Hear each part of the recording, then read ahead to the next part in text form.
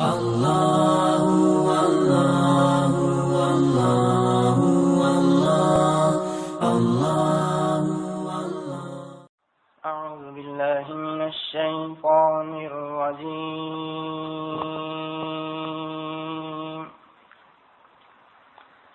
بسم الله الرحمن الرحيم.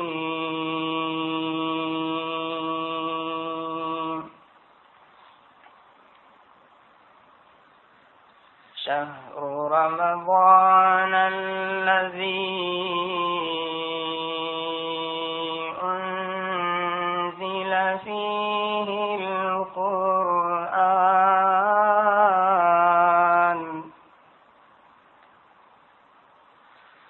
هدى للناس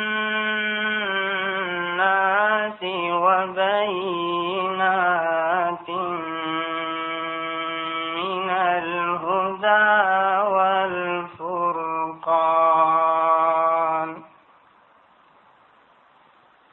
فمن شهد منكم الشهر فليصم، ومن كان مريضا أو على سفر فعدة من أيام أخر.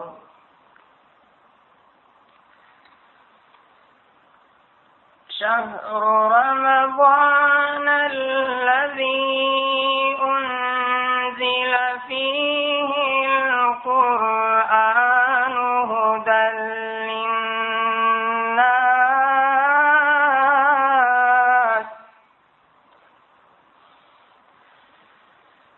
الذي أنزل فيه القرآن هدى للناس وبينات من الهدى والفرقان،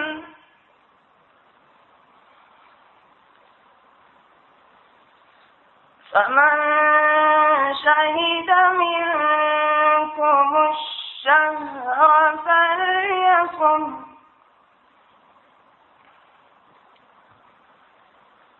فمن شهد منكم الشهر فليصمه، ومن كان مريضا أو على سفر،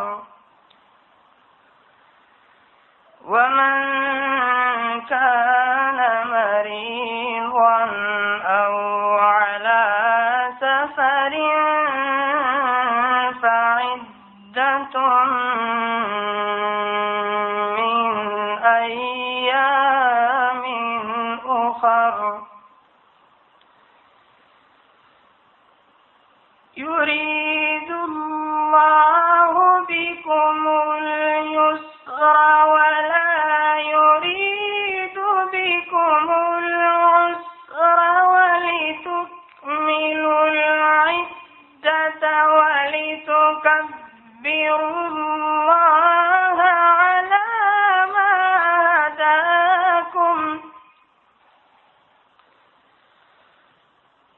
ولتكبروا الله على ما هداكم ولعلكم تشكرون.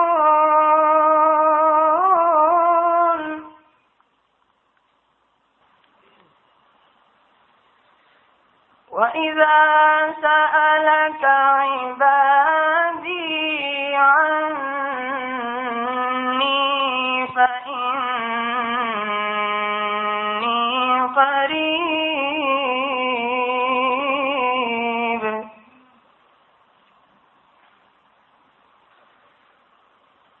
وإذا سألك عبادي عني فإني قريب أجيب دعوة الداع إذا دعان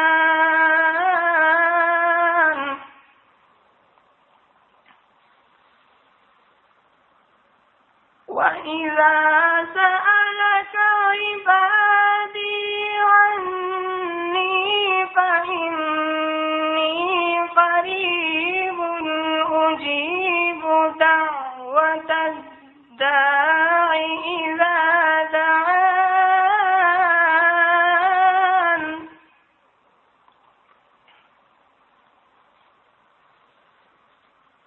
اجیب دعوت الداعی اذا دعان فلیستجیبوا لی وليؤمنوا بي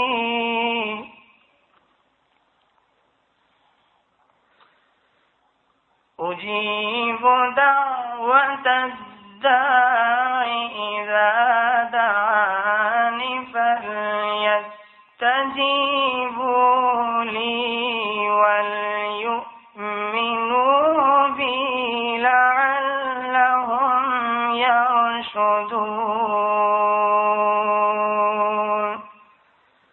صدق الله العلي العظيم. الحمد لله وكفى وسلام على عباده الذين اصطفى أما بعد أعوذ بالله من الشيطان الرجيم بسم الله الرحمن الرحيم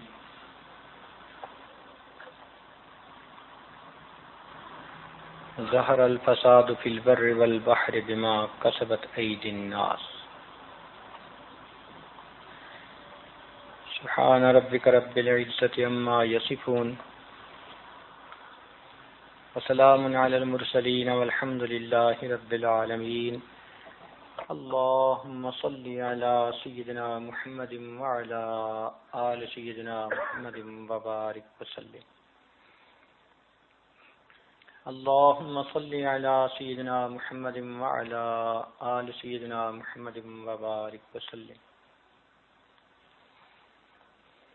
اللهم صل على سيدنا محمد وعلى آل سيدنا محمد وبارك وسلم. انسانی زندگی ایک مقصد کے لیے عطا کی گئی ہے. ارشاد باری تعالی ہے افحسبتم انما خلقناکم عبثا، کیا تم یہ گمان کرتے ہو کہ تم بے فائدہ پیدا کیے گئے ہو؟ وانکم الینا لا ترجعون، اور کیا تم ہماری طرف لوٹائے نہیں جاؤ گے؟ تو معلوم ہوا کہ انسان کے پیدا ہونے کا ایک مقصد ہے اور اس نے ایک دن اپنے پروردگار کی طرف لوٹنا ہے. لہذا جو کچھ ہم دنیا میں کرتے ہیں اس کا ہمیں بدلہ ملتا ہے. نیک کاموں کا اچھا بدلہ ملتا ہے اور برے کاموں کا برا بدلہ ملتا ہے.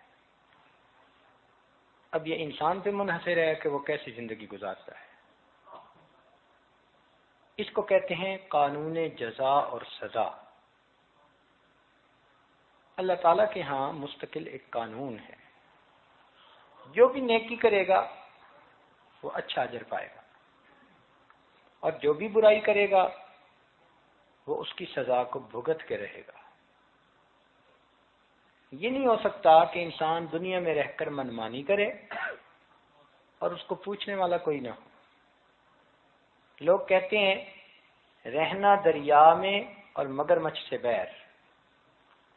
تو دریا میں رہ کر مگرمچھ سے بیر نہیں چلتا تو دنیا میں رہ کر پروردگار سے بیر کیسے چلے گا؟ جو انسان اللہ تعالیٰ کی نافرمانیاں کرتا ہے، اللہ تعالیٰ اسی دنیا میں اس کو کچھ نقد سزا دے دیتے ہیں اور آخرت میں تو ملے گی ہی صحیح. اس کو کہتے ہیں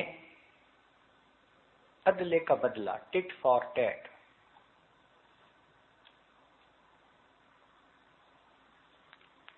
یہ کوئی ہو سکتا ہے کہ ایک آدمی کیکر کا درخت بوئے اور اس کے اوپر پھل لگنے لگ جائیں؟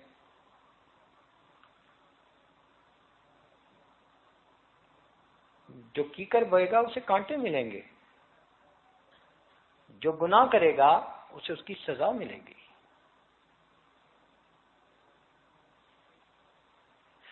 عدل و انصاف فقط حشر پہ موقوف نہیں، عدل و انصاف فقط حشر پہ موقوف نہیں، زندگی خود بھی گناہوں کی سزا دیتی ہے۔ اس دنیا میں بھی انسان کو گناہوں کی سزا مل کے رہتی ہے۔ چنانچہ کتنے لوگ تھے، کتنی قومیں تھیں جنہوں نے منمانی کی اور پھر ان پر اللہ تعالیٰ کا عذاب آیا، اس کے تذکرے قرآن مجید میں موجود ہیں۔ کیا عبرت کے لیے یہ کافی نہیں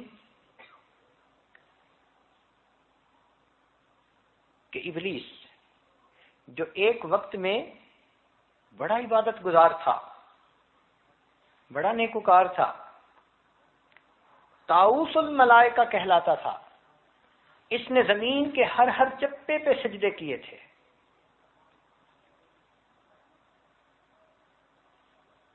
زمین کے ایک چپے پر سجدے کیے، اتنا عبادت گزار،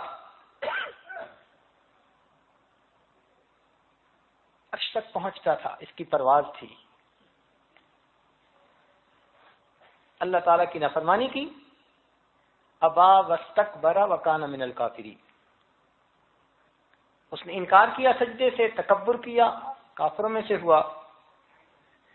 چنانچہ رب کریم نے فرمایا فخرج منہا فإنک رجیم، نکل جائے میرے ددبار سے، اپنے ددبار سے نکال دیا، اور ساتھ پروردگار نے یہ بھی کہہ دیا ان علیک لعنتی الی یوم الدین، اب تجھ پر قیامت تک کے لیے میری لعنتیں برسیں گی۔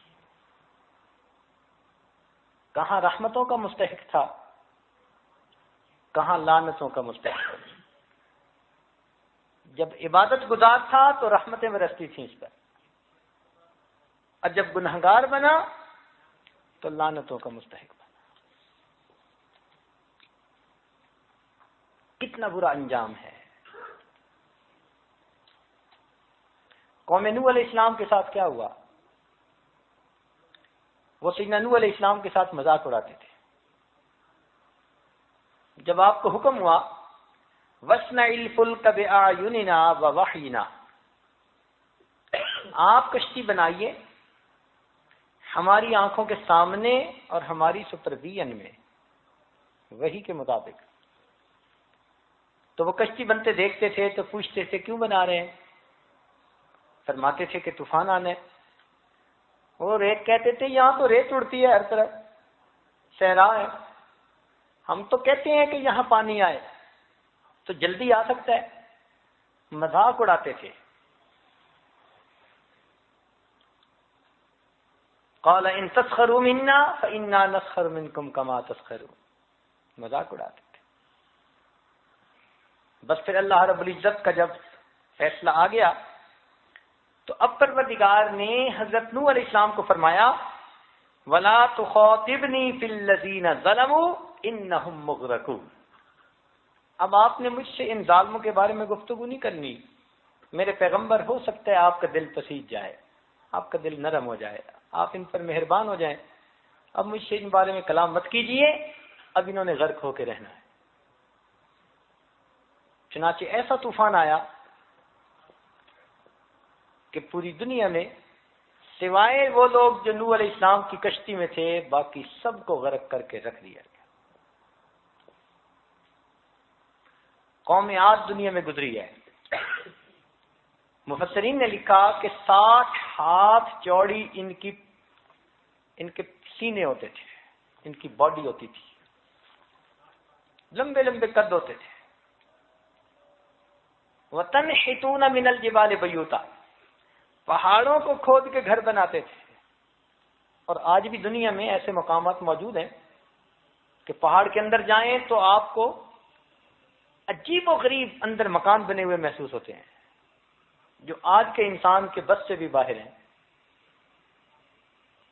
ان کو اپنی طاقت پہ بڑا ناز تھا، کہتے تھے من اشد منا قوہ، کون ہے ہم سے طاقت والا زیادہ؟ اور اللہ تعالیٰ نے بھی تصدیق کر دی لم یخلق مثلھا فی البلاد، ان جیسی قوم پھر شہروں میں پیدا نہیں ہوئی۔ تو طاقت پہ ناز تھا، گھمنڈ تھا۔ وقت کے نبی علیہ السلام کی بات نہ مانی، اللہ تعالیٰ نے ان پر تیز ہوا کا عذاب بھیجا. اور وہ تیز ہوا بھی کیسی کہ مومن کو لگتی تو اتنی اچھی کہ وہ دل خوش ہوتا اور کہتا کہ یہ دوا تو چلنی چاہیے، لیکن کافر کے لیے وہ اتنی تیز کہ اس کو پٹک کے زمین پہ مارتی، پٹک پٹک کے زمین پہ مارا، حتیٰ کہ ان کی لاشیں ایسے بکھری تھیں کأنہم اعجاز نخل خاویہ، جیسے کہ کھجور کے تنے بکھرے ہوئے پڑے ہوتے.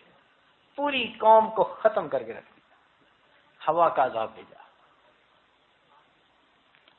قوم سمود، صالح علیہ السلام کی قوم، کہنے لگی کہ آپ ہمیں کوئی معجزہ دکھائیے. انہوں نے دعا کی، چنانچہ اللہ رب العزت نے ایک پہاڑ میں سے ایک اونٹنی نکال دی، ناقۃ اللہ. اس کا ایک بچہ بھی تھا، دودھ اتنا دیتی تھی کہ سارے گاؤں والے اس کو پیتے تھے، مگر اس کی خوراک بھی اتنی تھی کہ ایک دن گاؤں والے پانی بھر سکتے تھے اور ایک دن وہ اونٹنی پانی پی لیتی تھی. اس کا دودھ ملتا تھا. حضرت صالح علیہ السلام نے فرمایا کہ اس کو تم کچھ نہ کہنا، یہ اللہ کی نشانی ہے.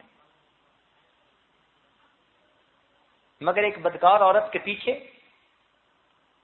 کچھ لوگوں نے آ کر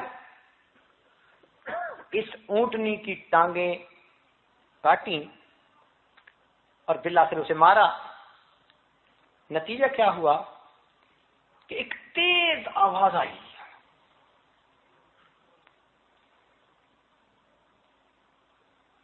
حضرت صالح علیہ السلام نے فرمایا تھا فَلَا تَمَسُّوهَا بِسُوءٍ فَيَأْخُذَكُمْ عَذَابٌ أَلِيمٌ. اس اونٹنی کو کچھ نہ کہنا، دردناک عذاب ملے گا. جب بات نہ مانی فَأَخَذَتْهُمُ الرَّجْفَةُ فَأَصْبَحُوا فِي دَارِهِمْ جَاثِمِينَ. ایک کڑک آوائی، جیسے بجلی کڑکتی ہے نا، اگلے دن سب اپنے گھروں کے اندر مردے پڑے ہوئے تھے. قوم لوط غیر فطری عمل کرتے تھے. حضرت لوط علیہ السلام نے انہیں بہت سمجھایا، الٹا مذاق کرتے، انہم اناس یتطہرون، یہ بڑے پاک لوگ ہیں جی.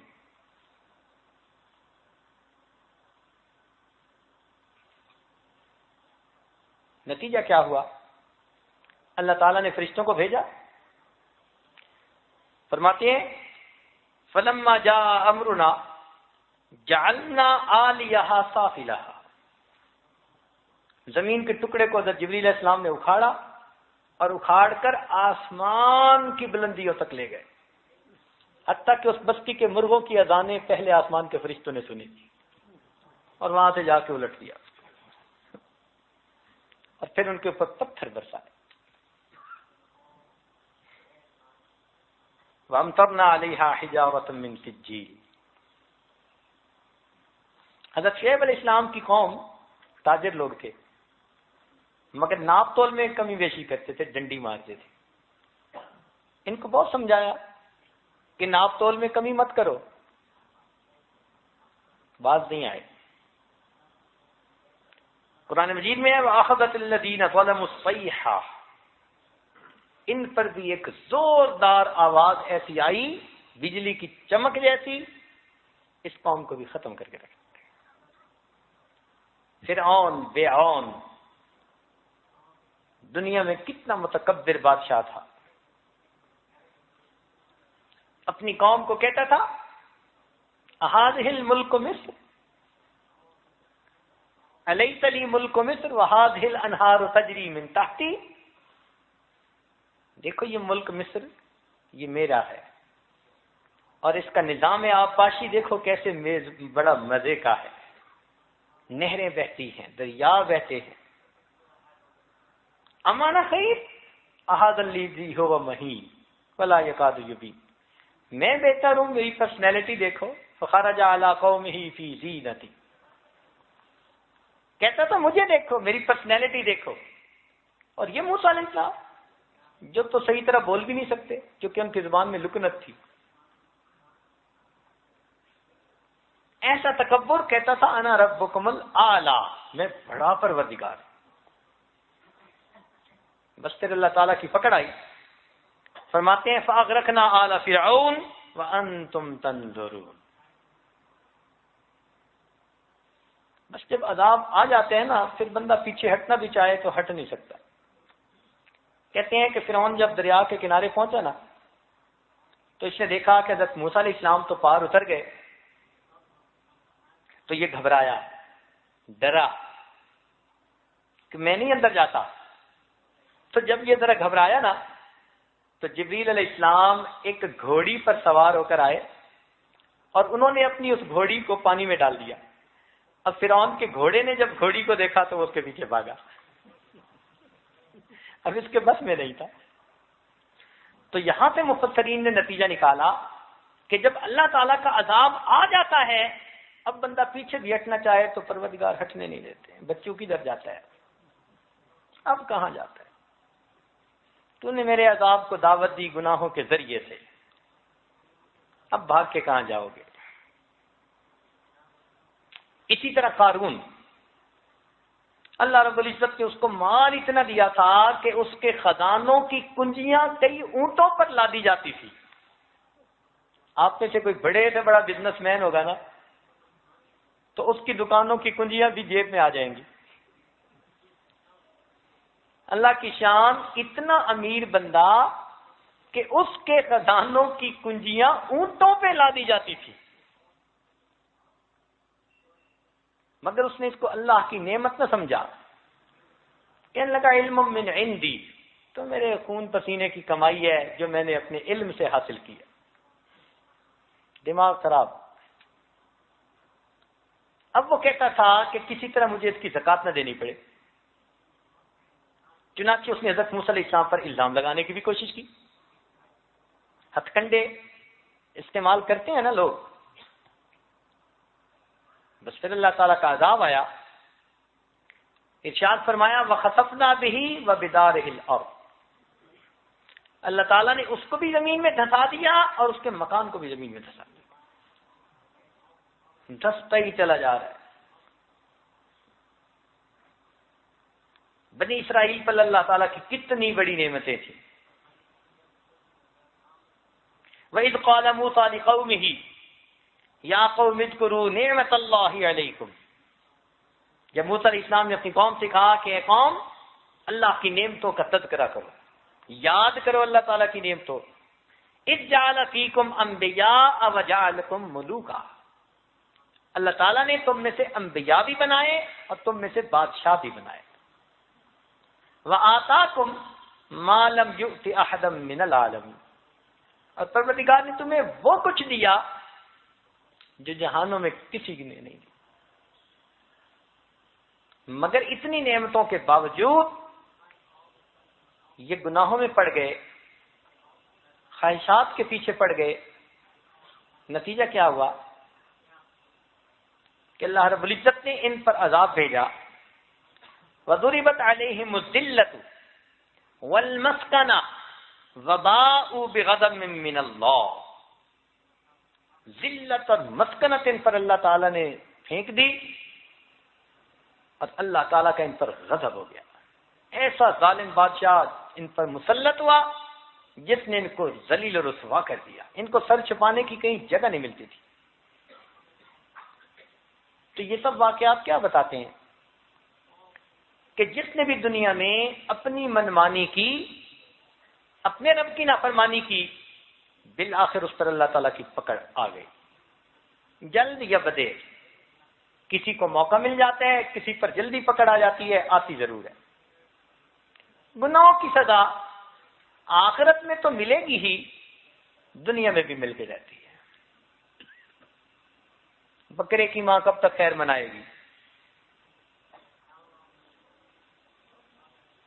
اس لیے قرآن مجید میں اس کے کئی ثبوت موجود ہیں.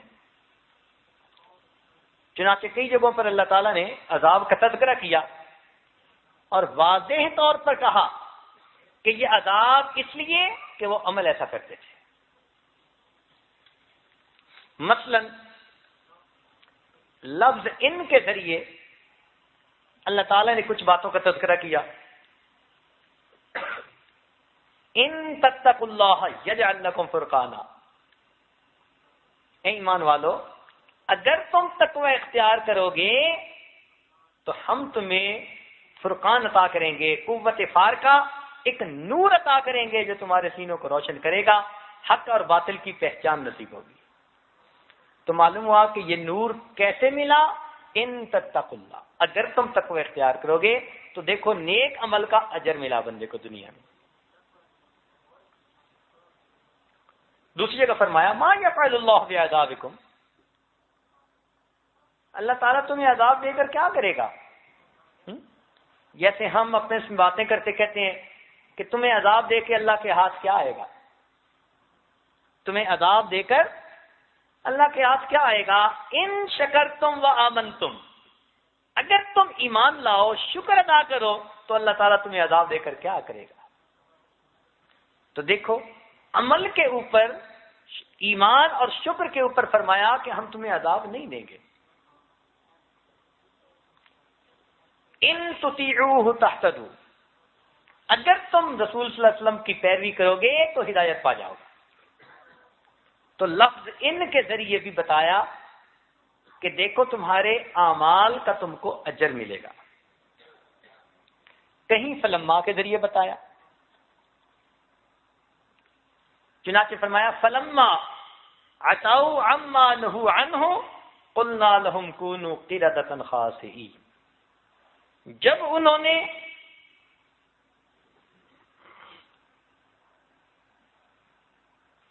وہی کام نافرمانی کے کیے جس سے منع کر دیے گئے تھے، قلنا لهم، ہم نے ان کو کہا كونوا قردة خاسئين، بن جاؤ پھٹکارے ہوئے بندر. تو یہ بندر بننے کا حکم کیوں دیا؟ ان کی نافرمانی کی وجہ سے. چنانچہ ایک جگہ فرمایا فلما آسفونا انتقمنا منهم واغرقناهم اجمعین، جب انہوں نے ہمیں متاسف کیا یعنی ہماری بات کو پورا نہ کیا، ہمیں بڑا افسوس ہوا. جب انہوں نے ہمیں افسوس دلایا انتقمنا منهم، ہم نے بھی ان سے انتقام لیا. تو اب دیکھو قرآن مجید سے ثبوت مل رہا ہے کہ انسان عمل ایسے کرتا ہے کہ پھر پروردگار اس کے گناہوں کا اس سے انتقام لیتے ہیں. اس لیے ایک جگہ فرمایا انا من المجرمین منتقمون، ہم مجرموں سے انتقام لے کر رہیں گے.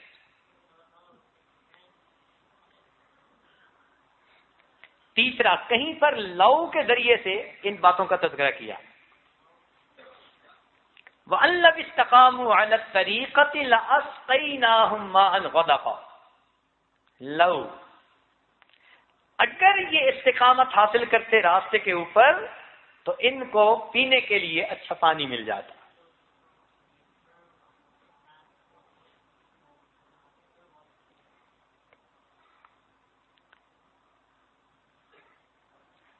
ایک جگہ فرمایا وَلَوْ أَنَّهُمْ فَعَلُوا مَا يُوعَدُونَ بِهِ لَكَانَ خَيْرًا لَّهُمْ، اگر انہوں نے کیا ہوتا وہ جو ان کو نصیحت کی گئی تھی ان کے لیے بہتر ہوتا. تو اس لفظ کے ذریعے سے بھی اس بات کو کھولا گیا. کہیں پر ذالکہ کا لفظ استعمال کیا، ذالکہ بما قدمت ایدیکم، یہ جو تمہیں بدلہ ملا یہ اس لیے کہ تم نے اپنے ہاتھوں سے جو کچھ آگے بھیجا اس کا نتیجہ تھا. کہیں پر سزا کا تذکرہ سنایا اور فرمایا ذالک بانہم کفروا بآیاتنا، یہ ان کے ساتھ معاملہ اس لیے پیش آیا انہوں نے ہماری آیتوں کا انکار کیا. اور کہیں پر فا کا استعمال ہوا، حرف فا ہوتا ہے نا، اس کو سبب کے طور پر بتایا، اس کو فا سببیہ کہتے ہیں. چنانچہ ارشاد فرمایا فَإِن تَابُوا وَأَقَامُوا الصَّلَاةَ وَآتُوا الزَّكَاةَ فَإِخْوَانُكُمْ فِي الدِّينِ. دیکھیں اب یہ فا سبب بن رہی ہے. اگر یہ توبہ کریں، نماز قائم کریں اور زکوٰۃ ادا کریں تو یہ دین میں تمہارے بھائی ہیں. ایک جگہ فرمایا فَعَصَوْا رَسُولَ رَبِّهِمْ فَأَخَذَهُمْ أَخْذَةً رَّابِيَةً، ایک جگہ فرمایا فَكَذَّبُوهُمَا فَكَانُوا مِنَ الْمُهْلَكِينَ، اور انہوں نے ان دونوں کا انکار کیا، جس کا نتیجہ ہوا کہ وہ سارے کے سارے ہلاک ہونے والوں میں سے ہو گئے۔ تو ان سب باتوں سے ایک نتیجہ سامنے آتا ہے کہ جو کچھ بھی انسان کے اوپر یہ حالات آتے ہیں یہ اس کے اپنے اعمال کا نتیجہ ہوتے ہیں۔ جیسے اعمال ہوں گے ویسے حالات ہوں گے۔ اچھے اعمال کریں گے تو حالات اچھے ہوں گے، اور برے اعمال کریں گے تو حالات برے کریں گے۔ روایت میں آتا ہے کہ فرشتے بندوں کے اعمال لے کر اللہ تعالیٰ کے حضور جاتے ہیں، اللہ تعالیٰ ان اعمال کو دیکھ کر ان جیسے حالات ان بندوں پر نازل فرما دیتے ہیں۔ جب کہا میں نے کہ یا اللہ تو میرا حال دیکھ، جب کہا میں نے کہ یا اللہ تو میرا حال دیکھ، حکم آیا میرے بندے نامہ اعمال دیکھ۔ تو یہ ہمارے اپنے کرتوت ہوتے ہیں جس کی پھر ہمیں سزا ملتی ہے۔ حدیث پاک میں فرمایا گیا، ابن ماجہ کی روایت ہے، عبداللہ ابن عمر لان راوی ہیں، فرماتے ہیں کہ جب 5 چیزیں تم میں آئیں گی تو 5 چیزیں ہو کر رہیں گی۔ جب 5 چیزیں آئیں گی تو بقیہ 5 ہو کر رہیں گی۔ لازم ملزوم ہے۔ جب امت میں بے حیائی اور فحاشی آئے گی تو اللہ تعالیٰ ایسی مہلک بیماریاں بھیج دیں گے جن کا نام بھی نہیں سنا ہوگا۔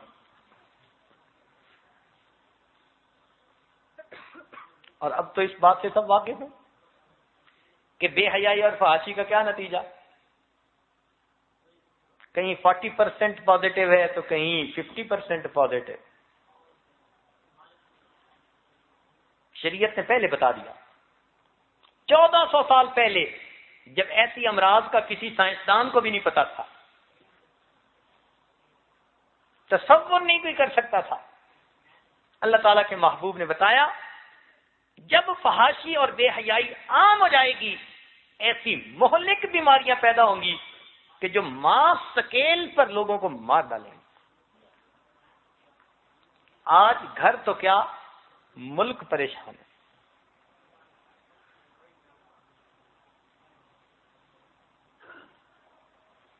ایک بات فرمائی کہ جو قوم ناپ تول میں کمی کرے گی اللہ تعالیٰ اس کے اوپر ظالم حکام کو مسلط فرما دے۔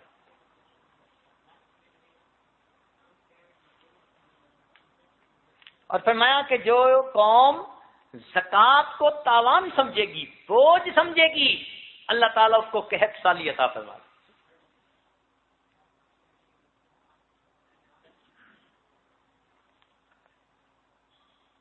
اور فرمایا کہ جو قوم عہد شکنی کرے گی، عہد شکنی کا مطلب کہ اپنے وعدے کو توڑے گی، اللہ رب العزت اس کے اوپر دشمن کو مسلط فرما دے گی۔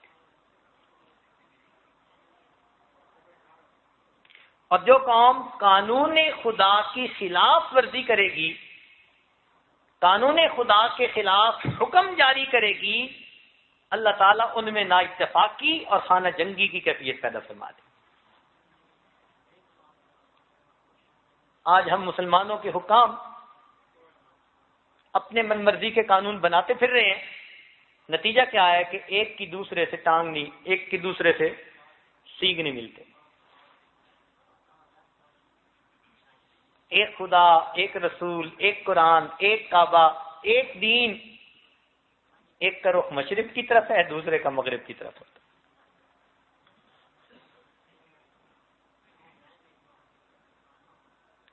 یوں تو سید بھی ہو، مرزا بھی ہو، افغان بھی ہو، تم سبھی کچھ بتاؤ تو مسلمان بھی ہو۔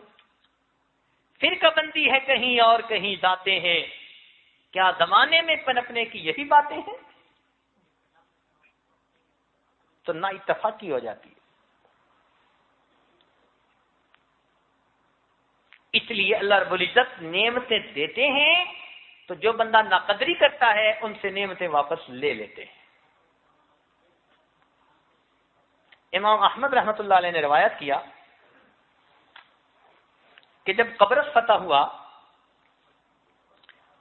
تو جبیر بن نذیر رضی اللہ تعالیٰ عنہ نے ابو درداء رضی اللہ عنہ کو روتے ہوئے دیکھا تو بڑے حیران ہوئے. ابو درداء رضی اللہ عنہ سے کہا کہ حضرت اللہ نے مسلمانوں کو فتح عطا فرمائی, اس شاندار فتح کے دن آپ رو رہے ہیں؟ وہ فرمانے لگے کہ میں عبرت کی وجہ سے رو رہا ہوں. اس قوم کو دیکھو, اللہ نے دنیا میں کتنی عزتیں دی تھی اور کتنے ان کو انعامات دیے تھے, انہوں نے ناقدری کی, آج اللہ نے ان کو دنیا میں مغلوب کروا دیا. جو پروردگار دینا جانتا ہے وہ پروردگار لینا بھی جانتا. ایک حدیث پاک میں ہے جب اللہ تعالیٰ کسی قوم سے انتقام لینا چاہتے ہیں تو پھر اس قوم کے بچے بکثرت مرتے ہیں اور اس کی عورتوں کو اللہ تعالیٰ بانجھ کر دیا کرتے ہیں.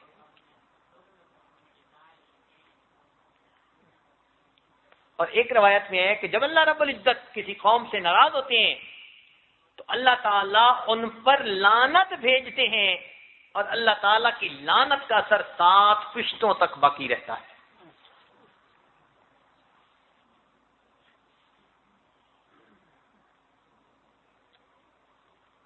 اس لیے گناہ کی سزا دنیا میں بھی ملتی ہے, آخرت میں بھی ملے گی.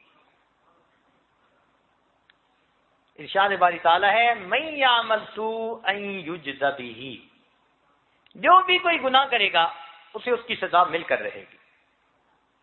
مگر سزا ملنے کے 3 طریقے ہیں, ذرا یہ بات توجہ سے سن لیجئے. یہ تو ہو ہی نہیں نہ سکتا کہ ایک بندہ منمانی کرے, شریعت کی خلاف ورزی کرے اور اس پر عذاب نہ آئے. مگر عذاب آنے کے پکڑ کے 3 طریقے ہیں. پہلے کو کہتے ہیں نکیر. نکیر کیا؟ تنبیہ,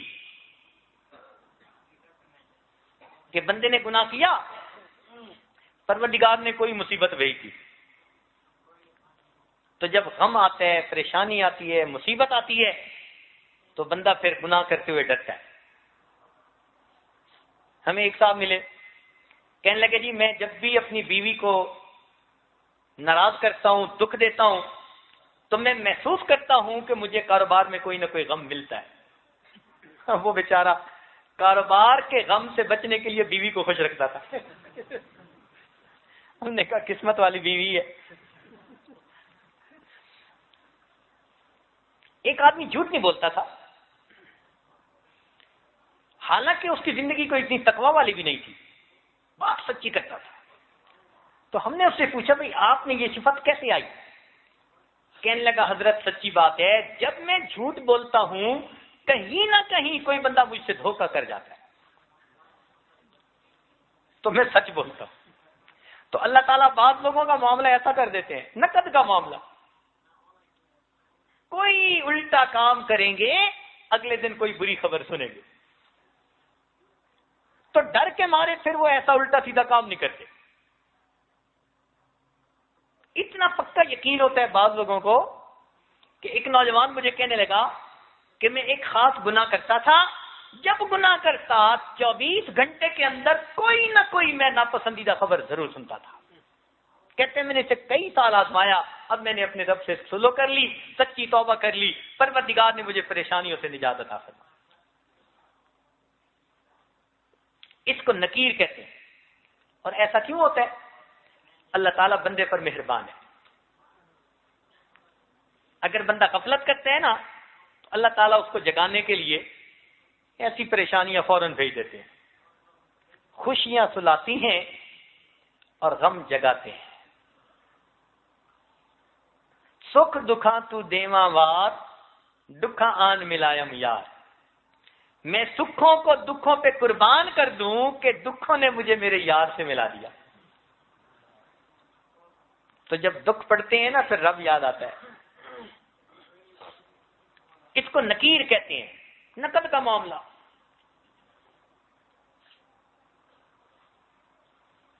اور کبھی کبھی سزا میں تاخیر ہوتی ہے.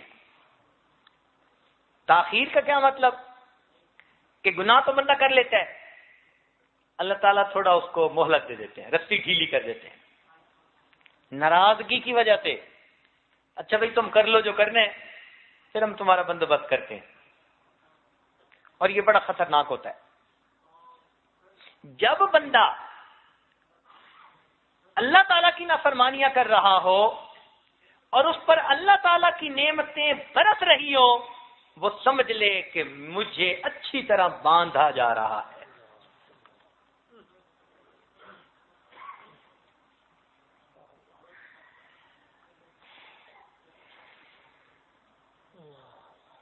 تو کبھی کبھی تاخیر،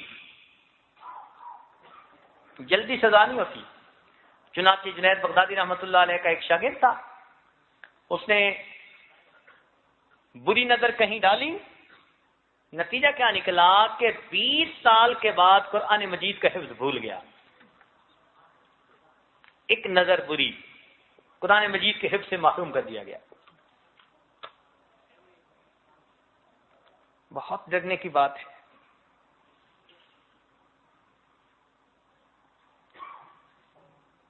گناہ جوانی میں کیے، اللہ تعالیٰ نے بڑھاپے میں بیوی کو نافرمان بنا دیا اور اولاد ماں کے ساتھ ہو گئی.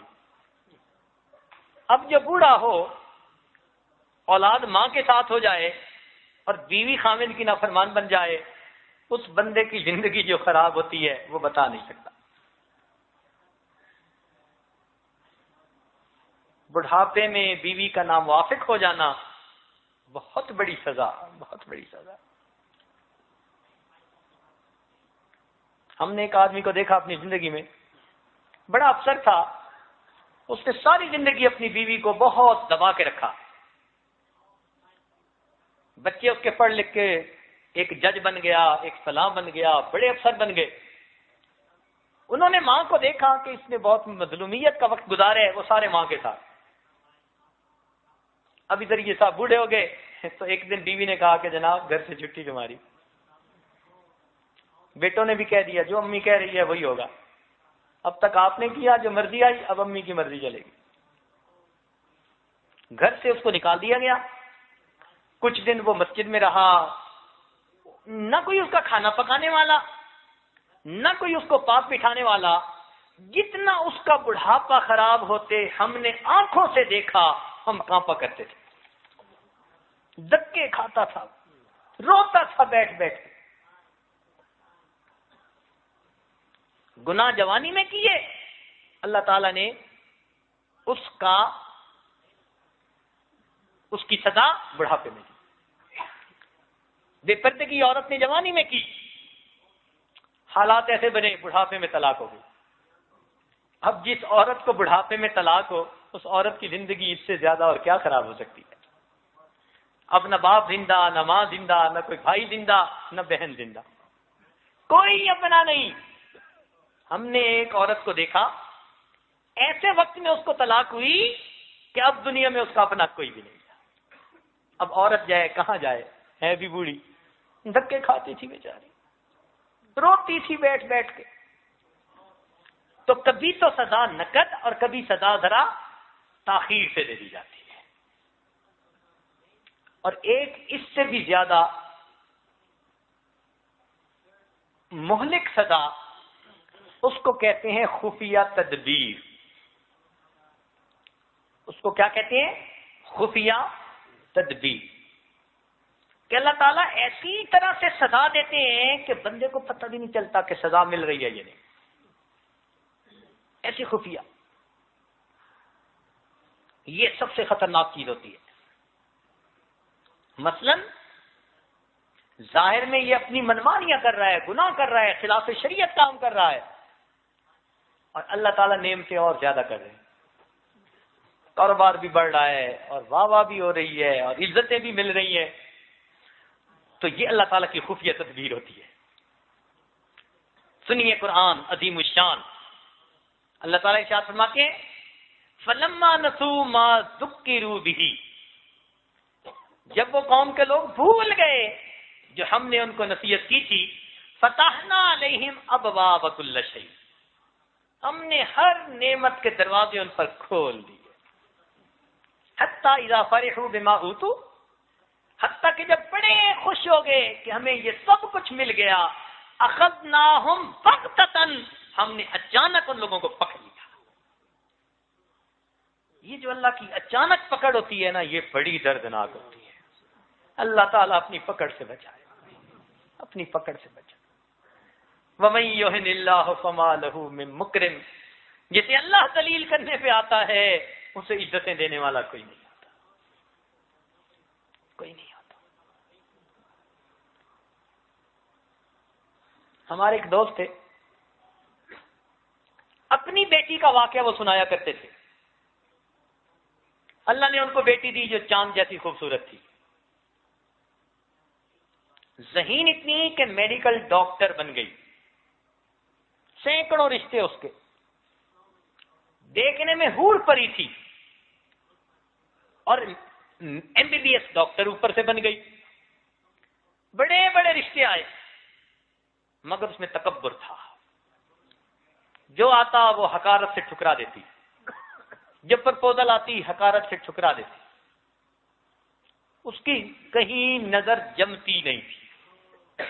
نیک رشتے بھی آئے، مال والے رشتے بھی آئے، ذرا ماں باپ نے رشتے کی بات کی، وہ اس میں 10 عیب نکال کے یہ کوئی رشتہ ہے. آ جاتے ہیں ٹکے ٹکے کے لوگ، تکبر کی بات کرتی. ماں باپ اسے سمجھاتے، بیٹی یہ پرپوزل کا آنا نوجوان بچی کے لیے اللہ کی نعمت ہوتی ہے، نعمت کی نقدری نہ کرو. اتنے پرپوزل ہیں، جہاں تمہارا دل مطمئن ہوتا ہے بتاؤ، ہم تمہارا رشتہ کر دیں گے. اسے کوئی پسند ہی نہ آتا. خوبصورت سے خوبصورت نوجوان، نیک سے نیک نوجوان، بڑے عزت والی فیملی کے نوجوان، ہر ایک کو وہ حقارت سے ٹھکرا دیتے. خود کہتے تھے کہ بس میری بیٹی پہ اللہ کی پکڑ آ گئی. اللہ کی پکڑ کیسی آئی کہ ایک مرتبہ اس نے کوئی آپریشن کیا، تو اس آپریشن تھیٹر میں پتہ نہیں کیا ہوا کہ اس کے ہاتھ کی یہ جو انگلیوں کی جلد تھی نا، یہ مردہ ہونی شروع ہو گئی.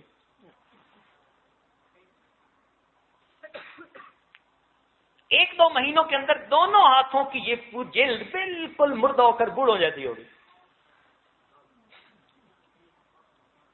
اب ایسی حور پری، لیکن ہاتھ دیکھو تو بوڑھوں والے، ہر وقت ہاتھ چھپائے رکھتی، دستانے پہنے رکھتی. اب پرپوزل آنی بند ہو گئی. جو عورت آتی سے دیکھتی، اس کے ہاتھ دیکھتی، کہتی میں نہیں بیٹے کے لیے لیتی. کرتے کرتے عمر 32 سال ہو گئی. اب اس کو پتا چلا کہ اب تو میری پرپوزل کوئی نہیں. اب وہ چاہتی کہ میرا کہیں رشتہ ہو جائے، اور رشتہ کرنے کے لیے کوئی تیار نہ ہوتی. جتنا تکبر کرتی تھی اللہ نے اتنے ناک رگڑوائے. اب نمازیں پڑھتی ہے، اب سجدے کرتی ہے، اب روتی ہے، اب دعائیں مانگتی ہے، اب اس کا رشتہ کرنے والا کوئی.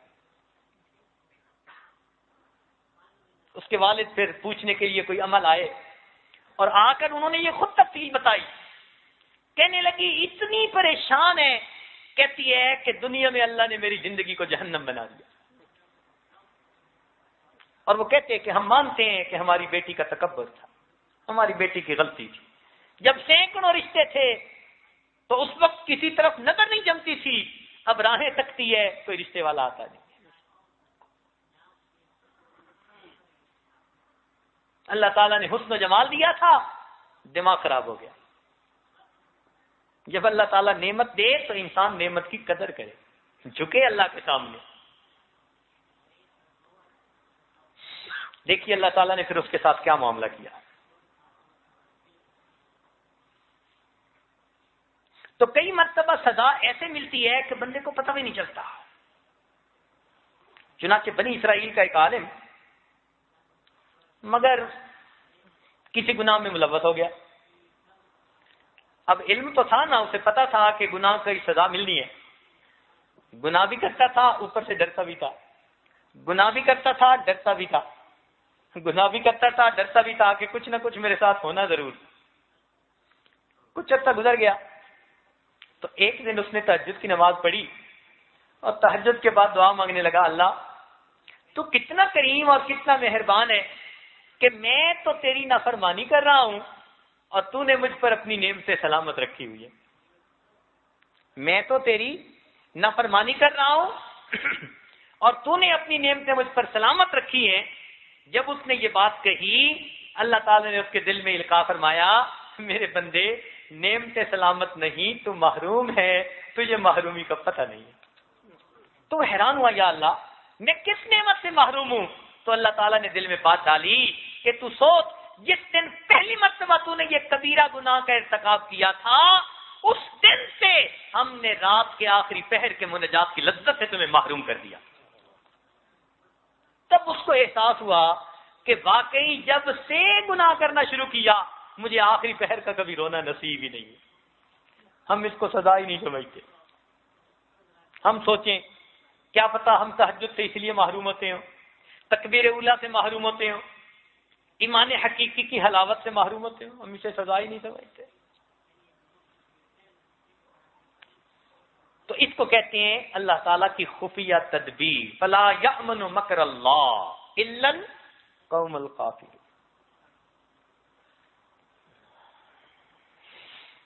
تین باتیں بہت اہم ہیں، ذرا توجہ فرمائیے گا. ایک بات قرآن کریم میں فرما دیا گیا، انما بغیکم علی انفسکم، تمہاری بغاوتیں تمہاری اپنی جانوں پر. یعنی تم جتنے گناہ کرو گے، بغاوت کرو گے، اس کا اثر تم پر لوٹ کے رہے گا. انما بغیکم علی انفسکم، یہ بغاوتیں تمہارے اپنے. کیا مطلب؟ ہم اللہ تعالیٰ کی اگر نافرمانی کریں گے اللہ تعالیٰ مخلوق کو ہمارا نافرمان بنا دیں گے، اور یہ عام دستور ہے. حضرت دعا کریں میرے بچے تو افلاطون بن گئے، سنتے ہی نہیں کسی کی. تم رب کی نہیں سنتے، بچے تمہاری نہیں سنتے. اس لیے فضیل بن عیاض رحمۃ اللہ علیہ فرماتے تھے، میں نے جب بھی اللہ تعالیٰ کی نافرمانی کی میں نے اس کا اثر فوراً یا اپنی بیوی میں دیکھا یا اپنے غلام میں دیکھا یا سواری کے جانور میں دیکھا. جو میرے ماتحت تھے انہوں نے میری نافرمانی کی. تو ہم اگر چاہتے ہیں کہ ہماری اولاد فرما بردار بنے تو ہمیں چاہیے کہ ہم اپنے رب کے فرما بردار بنیں. دوسری بات، وَلَا يَحِيقُ الْمَكْرُ السَّيِّئُ إِلَّا بِأَهْلِهِ. اگر کوئی آدمی کسی کے خلاف تدبیر کرے گا نا تو وہ تدبیر اس کے اہل پر لوٹے گی.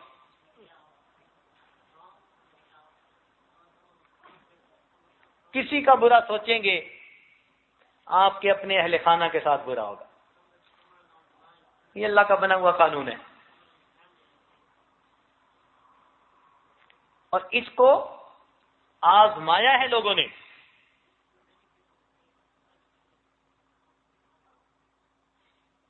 مثال کے طور پر زنا ایک ایسا گناہ ہے کہ جو بندہ مرتکب ہوتا ہے اور توبہ نہیں کرتا تو اس کے اہل خانہ میں سے کوئی نہ کوئی اس کا مرتکب ہوتا ہے. وہ لوٹتا ہے، اس کو قصاص کہتے ہیں. یہ قصاص کوئی نہ کوئی دیتا ہے.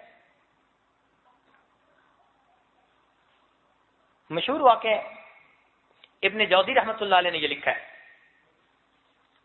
فرماتے ہیں کہ ایک سنار تھا، جیولر، اور اس کے گھر ایک آدمی 18-20 سال سے پانی بھرا کرتا تھا. ایک دن جب وہ پانی دینے کے لیے آیا اور اس کی بیوی نے دروازہ کھولا تو اس نے پانی تو بھرا مگر اس کی بیوی کا ہاتھ پکڑ کے اس نے شہوت سے دبایا. جب دوپہر کے وقت وہ جیولر گھر آیا اس نے دیکھا کہ بیوی رو رہی ہے. پوچھا کیا ہوا؟ کہنے لگی یہ 17-18 سال سے کام کر رہا تھا، اتنا ہمیں اس پر اعتماد تھا، یہ ایسا بدبخت نکلا کہ آج اس نے میرا بازو پکڑ کے اس شہوت کے ساتھ دبایا۔ تو اس جیولر کی آنکھوں سے آنسو آ گئے۔ بیوی نے پوچھا آپ کیوں رو رہے ہیں؟ وہ کہنے لگا کہ یہ اس کا قصور نہیں، یہ میرا قصور ہے۔ تمہارا قصور کیسے؟ کہنے لگا میرے پاس عورت زیور خریدنے آئی تھی، چوڑیاں خریدی، کہنے لگی مجھے ذرا پہناؤ، مدد کرو، تو میں نے دیکھا تو اس کے ہاتھ مجھے خوبصورت لگے، پسند آئے، میں نے اس کے ہاتھوں کو شہوت سے دبایا، اس کے نتیجے میں کسی نے میری بیوی کے ہاتھوں کو شہوت سے دبایا۔ پھر وہ کہنے لگا کہ میں آج سچی توبہ کرتا ہوں اور وعدہ کرتا ہوں کہ میں آج کے بعد ایسی کوتاہی نہیں کروں گا۔ یہ کہہ کر جب وہ گیا تو تھوڑی دیر کے بعد وہی پانی بھرنے والا آیا، دروازہ کھٹکھٹایا، بیوی نے پوچھا کون ہو؟ کہنے لگا پانی بھرنے والا، معذرت کرنے آیا ہوں، مجھے معاف کر دیں، میں آج کے بعد ایسا کبھی نہیں کروں گا۔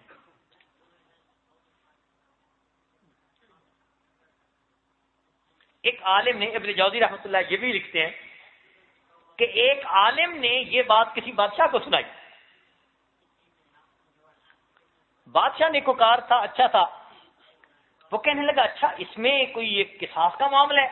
انہوں نے کہا شریعت کا معاملہ ایسا نہیں، لیکن ایک قانون ہے، خداوند دی ہے، غیبی قانون ہے، وہ اسی طرح چلتا ہے۔ اس نے کہا اچھا میں آزماتا ہوں۔ اس کی اپنی بیٹی تھی جوان العمر، اس نے اپنی بیٹی سے کہا کہ بیٹی تم جاؤ ذرا بازار کا چکر لگا کے آؤ، اور اس کے ساتھ ایک اور عورت کو پیچھے پیچھے بھیج دیا کہ بچی اکیلی نہ ہو، کوئی نہ کوئی پیچھے ضرور ہو۔ اب وہ لڑکی بازار میں سے گزری، نوجوان تھی، خوبصورت تھی، وقت کی شہزادی تھی، مگر جو بندہ اس کی طرف آنکھ اٹھاتا وہ چہرہ ہٹا لیتا، جو اس کی طرف آنکھ اٹھاتا وہ چہرہ ہٹا لیتا، کوئی کسی نے اس کو آنکھ بھر کے دیکھا ہی نہیں۔ وہ لڑکی چلتی چلتی اپنے گھر واپس آئی۔ جب اپنے گھر داخل ہوئی محل میں، تو محل کے اندر سے گزر رہی تھی تو ایک کمرے میں ایک کوئی مرد تھا جو کام کرنے والا تھا محل میں، اس نے اس کو دیکھا تو اس نے تنہائی جان کر اس لڑکی کو قریب آ کر گلے سے لگایا اور اس کا بوسہ لیا اور بھاگ گیا۔ لڑکی نے آ کر یہ بات ساری باپ کو بتا دی، اس عورت نے بھی بتا دی، بادشاہ سر پکڑ کے بیٹھ گیا۔ کہنے لگا میں نے ساری زندگی غیر محرم سے اپنی آنکھ کو بچایا، میری بیٹی کے ساتھ وہی معاملہ پیش آیا، مگر میں بھول گیا ایک مرتبہ میں نے بھی شہوت میں کسی عورت کو اسی طرح گلے لگا کے بوسہ لیا تھا، جتنا میں نے کیا کسی نے میری بیٹی کے ساتھ کر دیا۔ تو نوجوان کیا سمجھتے ہیں؟ ہم اگر دوسروں کی عزتوں پر غلط نظریں ہٹائیں گے، اٹھائیں گے، تو کیا ہماری عزت پر کوئی غلط نظر نہیں اٹھائے گا؟ کوئی بیوی پہ اٹھائے گا، کوئی بیٹی پہ اٹھائے گا، کوئی بہو پہ اٹھائے گا، گھر میں سے کوئی نہ کوئی اس کی سزا بھگتے گا۔ اور اس کی دلیل حدیث پاک سے ملتی ہے۔ ایک صحابی نبی علیہ السلام کی خدمت میں حاضر ہوئے، عرض کرنے لگے اللہ کے نبی مجھے اپنی بیوی کی طرف سے اطمینان نہیں ہے، مجھے اپنی بیوی کی طرف سے اطمینان نہیں ہے کہ اس کا کردار اچھا ہے یا نہیں۔ نبی علیہ السلام نے فرمایا تم دوسروں کی بیویوں کے ساتھ پرہیزگاری کا معاملہ کرو، دوسرے تمہاری بیویوں کے ساتھ پرہیزگاری کا معاملہ کریں۔ ہم اگر چاہتے ہیں کہ ہمارے گھر کی عورتیں پاک دامن رہیں، پاکیزہ رہیں، تو ہمیں چاہیے کہ ہم بھی اپنی نگاہوں کو پاک کر لیں، اپنے سینوں کو صاف کر لیں۔ جو گناہ غلطیاں کر چکے اگر آج سچی معافی مانگ لیں گے تو رب کریم آئندہ ہمارے گھروں میں بھی حیا اور پاک دامنی کے ماحول کو پیدا فرما دے۔ اور یہ ضروری نہیں ہوتا کہ بندہ توبہ نہ کرے اور کہے جی نہیں میرے ہاں تو کچھ بھی نہیں، ناک کے نیچے دیا جلتا ہے، نہ خامد کو پتہ چلتا ہے نہ کسی اور کو۔ اللہ کا قانون سچا، اس لیے ہمیں چاہیے کہ ہم اپنے آپ کو ایسے گناہوں سے بہت بچائیں. جیسی کرنی ویسی بھرنی، نہ مانے تو کر کے دیکھ، اور جنت بھی ہے دوزخ بھی ہے، نہ مانے تو مر کے. جو گناہ ہم کر چکے اس کی ہم سچی معافی مانگیں، اس لیے کہ جب انسان اپنی کوتاہی کی معافی مانگتا ہے پروردگار بڑے کریم ہیں، جلدی معاف فرما دیتے ہیں. سیدنا آدم علیہ السلام نے کہا تھا ربنا ظلمنا انفسنا وان لم تغفر لنا وترحمنا لنکونن من الخاسرین. سیدنا نوح علیہ السلام نے کہا تھا وان لم تغفر لی وترحمنی اکن من الخاسرین. حضرت یونس علیہ السلام نے فرمایا لا الہ الا انت سبحانک انی کنت من الظالمین. ہمیں بھی چاہیے کہ ہم بھی ان پاکیزہ ہستیوں کی اقتدا کرتے ہوئے اپنی زندگی کی ہر چھوٹی بڑی غلطی سے معافی مانگیں. رب کریم مہربان ہے. اور پھر رمضان مبارک کی آج 23 رات ہے، اور 23 رات کی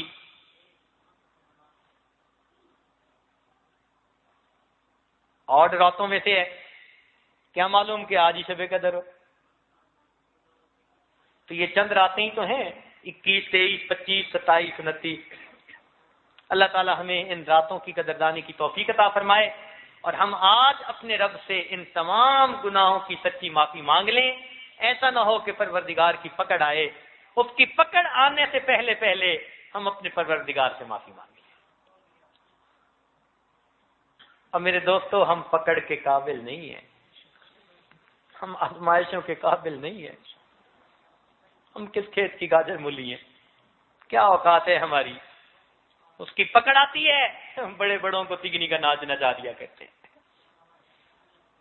آدمی کی گھر بیٹھے بٹھائے عزت ختم ہو جاتی ہے، سر سے پگڑیاں اچھل جاتی ہیں، دوپٹے اتر جاتے ہیں، آدمی کسی کو چہرہ دکھانے کے قابل بھی نہیں. اس لیے اللہ تعالیٰ کی پکڑ سے ہمیشہ ڈرنا چاہیے، معافیاں مانگنی چاہیے، اور اس پروردگار سے امید کرنی چاہیے کہ وہ ہم پر مہربانی فرمائے، ہمارے گناہوں کو معاف فرما دے. تو ہمارا مضمون پہلے دن تھا روز جزا کے بارے میں، کہ ایک دن آئے گا جزا مل کر رہے گی. اب یہ مضمون اس طرح سے چلے گا کہ گناہوں پر اللہ تعالی کی طرف سے عذاب آتا ہے. اسی ٹاپک کو اب لے کر چلیں گے انشاءاللہ. کل یہ بات کھولیں گے کہ گناہوں کے دنیا میں عذاب کیا ہیں، یا گناہوں کے دنیا میں نقصان کیا ہوتے ہیں. پھر گناہوں کے آخرت میں نقصانات کیا ہوں گے. پھر ٹاپک کھولیں گے کہ نیکی کے دنیا میں فائدے کتنے ہوتے ہیں، اور نیکی کے آخرت میں فائدے کیا ہوں گے، تاکہ ہم نیکی کریں اور گناہوں سے بچیں. پروردگار ہمارے لیے آسان فرما دے. وآخر دعوانا ان الحمدللہ رب العالمین.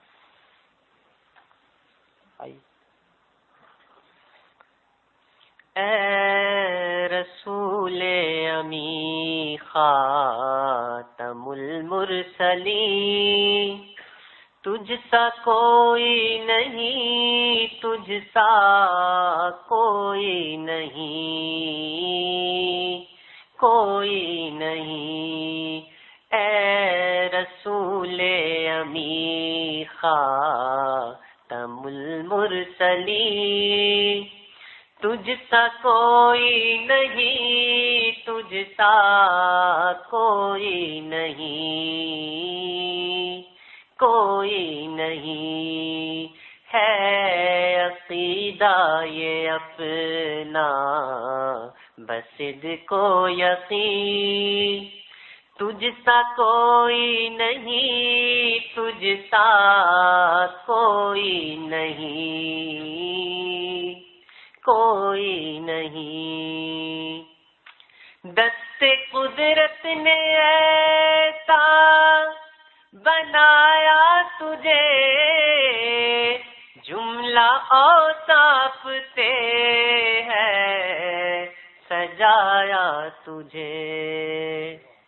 دست قدرت نے ایسا بنایا تجھے جملہ اوصاف سے ہے سجایا تجھے اے ازل کے ہنسی اے ابد کے ہنسی تجھ سا کوئی نہیں تجھ سا کوئی نہیں کوئی نہیں بزم کونین پہلے سجائی گئی پھر تیری ذات منظر پہ لائی گئی بزم کونین پہلے سجائی گئی پھر تیری ذات منظر پہ لائی گئی سید الاولی سید الآخری تجھ سا کوئی نہیں تجھ سا کوئی نہیں کوئی نہیں تیرے انداز میں وسعت فرش کی تیری پرواز میں رفعت عرش کی تیرے انداز میں وسعت فرش کی تیری پرواز میں رفعت عرش کی تیرے انفاس میں خلد کی یاسمی تجھ سا کوئی نہیں تجھ سا کوئی نہیں کوئی نہیں تیرا سکہ رواں کل جہاں میں ہوا اس زمین میں ہوا آسماں میں ہوا تیرا سکہ رواں کل جہاں میں ہوا اس زمین میں ہوا آسماں میں ہوا کیا عرب کیا عجم سب ہے دیرے نگی تجھ سا کوئی نہیں تجھ سا کوئی نہیں کوئی نہیں اے رسول امی خاتم المرسلین تجھ سا کوئی نہیں تجھ سا کوئی نہیں کوئی نہیں سدرۃ المنتہا راہ گزر میں تیری کعبہ قوسین گر سے سفر میں تیری سدرۃ المنتہا راہ گزر میں تیری کعبہ قوسین گر سے سفر میں تیری تو ہے حق کے قریب حق ہے تیرے قریب تجھ سا کوئی نہیں تجھ سا کوئی نہیں کوئی نہیں اے رسول امی خاتم المرسلین تجھ سا کوئی نہیں تجھ سا کوئی نہیں کوئی نہیں مصطفیٰ مجتبیٰ تیری حمد و ثنا میرے بس میں نہیں دست ترس میں نہیں. مصطفیٰ مجتبیٰ تیری حمد و ثنا میرے بس میں نہیں، دست ترس میں نہیں. دل کو ہمت نہیں، لب کو یارا نہیں، تجھ سا کوئی نہیں، تجھ سا کوئی نہیں، کوئی نہیں. ہے سراپا نفیس انفس دو جہاں، سرور دل برا دل برے عاشقاں. ہے سراپا نفیس انفس دو جہاں، سرور دل برا دل برے عاشقاں. ڈھونڈتی ہے تجھے میری جان حزین، تجھ سا کوئی نہیں، تجھ سا کوئی نہیں، کوئی نہیں. اے رسول امی خاتم المرسلین، تجھ سا کوئی نہیں، تجھ سا کوئی نہیں، کوئی نہیں. کر لیجیے، آنکھوں کو بند کر لیجیے، سر کو جھکا لیجیے. دنیا اور جو کچھ دنیا میں ہے اس سے ہٹ کٹ کے اللہ تعالیٰ کی یاد میں ڈوب جائیے. یہ تصور کیجئے اللہ رب العزت کی رحمت آ رہی ہے، دل میں سما رہی ہے، دل کی ظلمت اور سیاہی دور ہو رہی ہے، اور دل کہہ رہا ہے اللہ اللہ اللہ.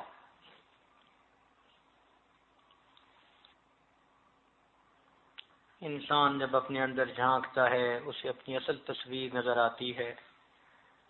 اپنے من کے دریچے کو کھولیے، اپنی اصل تصویر کو دیکھیے.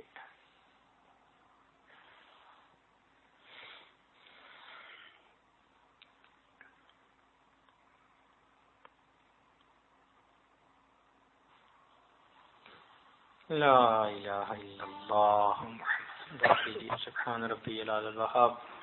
اللہم صلی علی سیدنا محمد وعلی آل سیدنا محمد وبارک وسلم. ربنا ظلمنا انفسنا وَإِن لَّمْ تَغْفِرْ لَنَا وَتَرْحَمْنَا لَنَكُونَنَّ مِنَ الْخَاسِرِينَ. اے مالک، ہم آپ کے عاجز مسکین بندے ہیں، ہمارے گناہوں کو معاف فرما، ہماری خطاؤں سے درگزر فرما، ہمارے عیبوں کی پردہ پوشی فرما. اے اللہ، ہم نے بہت گناہ کی ہے، آج کی اس بڑی رات میں معافی مانگتے ہیں. اللہ ہمیں معاف فرما دیجیے. اللہ ہمیں اپنی پکڑ سے بچا لیجیے. اللہ ہمیں اپنی سزا سے بچا لیجیے.